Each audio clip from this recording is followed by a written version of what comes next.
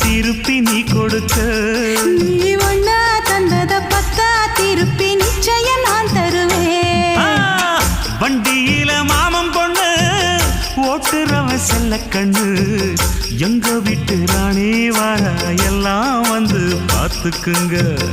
ஒட்டி வண்டி கட்டிக்கிட்டு பொண்ணு மேல ஒட்டிக்கிட்டு